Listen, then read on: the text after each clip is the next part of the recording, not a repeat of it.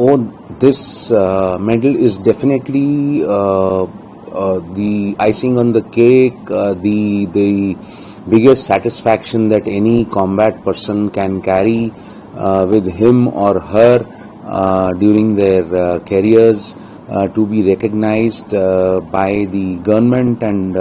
by the people of the country as having contributed in some positive manner, and that too during combat, for which we train all our lives. It is, I would say, the crowning glory of any professional soldier. And so the award that I have got is really the highest that anybody could achieve could think of achieving in their military careers, and I am very happy. This is the highest that you can get, and so therefore I'm extremely happy with the recognition that has come during because of Op Sindoor. आपने हमारे जो parliament में भी debate चला, हमारे leaders जो कि आके कई फोरम से बोल चुके हैं, आपने वो ज़रूर सुना होगा। सेना के नेतृत्व को ये सबक मिला कि आज जिस हालत में हम अपनी दुनिया को देखते हैं, आत्मनिर्भर बनना ही एक ऐसा रास्ता है जिससे वी कैन इंश्योर हमारे देश की सुरक्षा एट ऑल टाइम्स, बिकॉज हम नहीं जानते आज के जियोपॉलिटिक्स के अंदर कि कब हमारी सप्लाई चेन, जो कि हमारे को आर्म सप्लाई करते हैं, हथियार और असला सप्लाई करते हैं, वो कब ब्रेक हो जाने वाली है। और इसलिए हमको ये बहुत ज़रूरत है कि हम अपने बने हुए वेपन्स के साथ we should be proficient in producing them and we should be proficient in using them. हम नहीं जानते कि जियोपॉलिटिकल सिचुएशंस के चलते कब ये सप्लाई चेन बंद हो जाए। And the second big thing for हमारे जो जूनियर ऑफिसर्स हैं, जो कि अभी सर्विस में जिन्होंने अपना कदम रखा है और जिनके आगे उनका पूरा कैरियर है, उनको ये सबक लेना बहुत ज़रूरी है कि आगे आने वाली सब लड़ाइयाँ technologically they will have to be technologically proficient to prosecute those wars. They will have to be at the top of their game. उन लोगों को इस्तेमाल करनी आनी चाहिए टेक्नोलॉजी, वेदर वो technology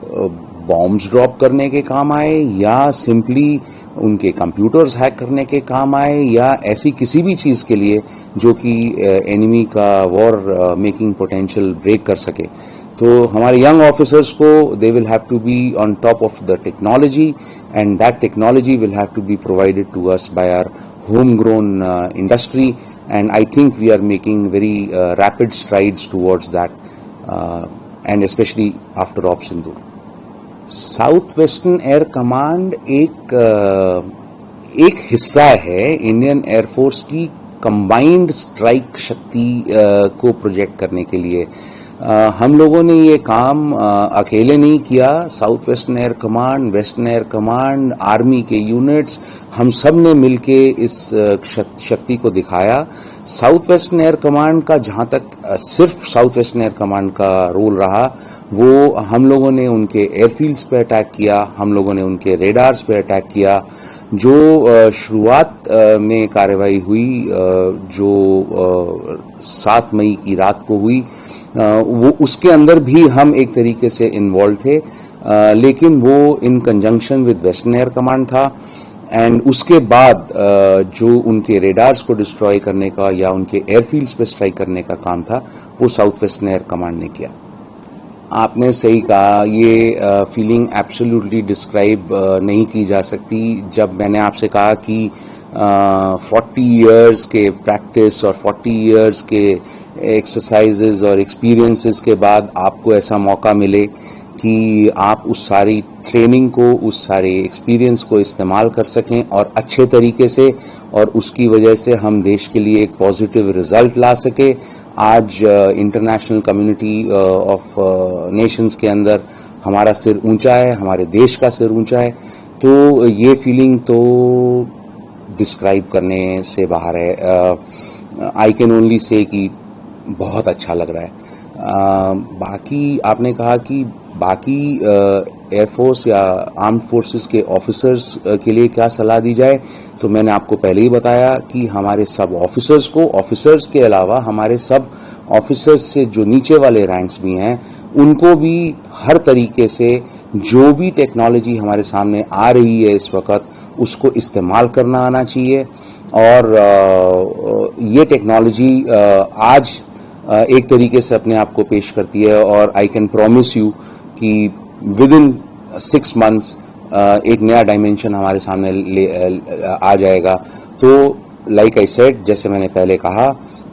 all officers who are part of the armed forces will have to continue to remain इस technology के कर्व से उनको आगे रहना पड़ेगा। और जैसे जैसे नई चीजें मार्केट में आएं, जैसे जैसे नए कॉन्सेप्ट्स हों, उनको सीखना पड़ेगा, and they will have to use their imagination to great extent to ensure कि ये टेक्नोलॉजी दुश्मन के खिलाफ कैसे इस्तेमाल की जा सकती है। South western air command Indian air force की 7 कमांड्स में से एक है, और पाकिस्तान के खिलाफ लगने वाली जो हमारी सीमा है, उनमें से 2 कमांड्स में से एक है। हमारे नॉर्थ का इलाका पाकिस्तान के साथ जो लगता है, that is taken care of bye western air command, और उससे राजस्थान से नीचे और गोवा तक का इलाका जो है, उसकी रक्षा का, उसकी एयर डिफेंस का की जिम्मेदारी साउथ वेस्टर्न एयर कमांड के हिस्से में आती है। और इस कमांड का air officer commanding in chief होने के नाते जो भी इस कुर्सी पे बैठता है, उसकी ये जिम्मेदारी है कि ऊपर से आने वाले निर्देशों का और उनकी तरह से जो कि वो जिस तरीके से वो एक वॉर को प्रोसिक्यूट करना चाहते हैं, उसको जमीनी तौर पे अमल में लाया जाए, in consultation with, in conjunction with other services जैसे इंडियन नेवी, जो कि हमारे साउथ वेस्टर्न एयर कमांड के अंदर एक अहम हिस्सा निभाती है, Indian army, and to some extent BSF and also the Indian coast guard. इसके अलावा एक और बड़ी रिस्पॉन्सिबिलिटी जो इस कुर्सी पे आती है, वो ये है कि जो हमारी सिविल एजेंसीज हैं, एंड इसके अंदर मैं वंस अगेन एक ये बात कहना चाहूंगा कि इस ऑपरेशन के दौरान, इन 4 या 5 दिनों के दौरान, जितनी भी सिविल एजेंसीज थी, या वो पुलिस रही हो, इवन NCC के बच्चों से फोन कॉल आए और उन लोगों ने अपनी असिस्टेंस ऑफर करी, तो इस कुर्सी की ये रिस्पॉन्सिबिलिटी बनती है कि सिविल एजेंसीज को भी अपने साथ, अपने वॉर मेकिंग मशीनरी के अंदर किसी तरीके से शामिल करके, एंड एक कंसोलिडेटेड रिस्पांस अपने एनिमी को दिया जाए। So that I think is the responsibility of the air officer commanding in chief of south western air command.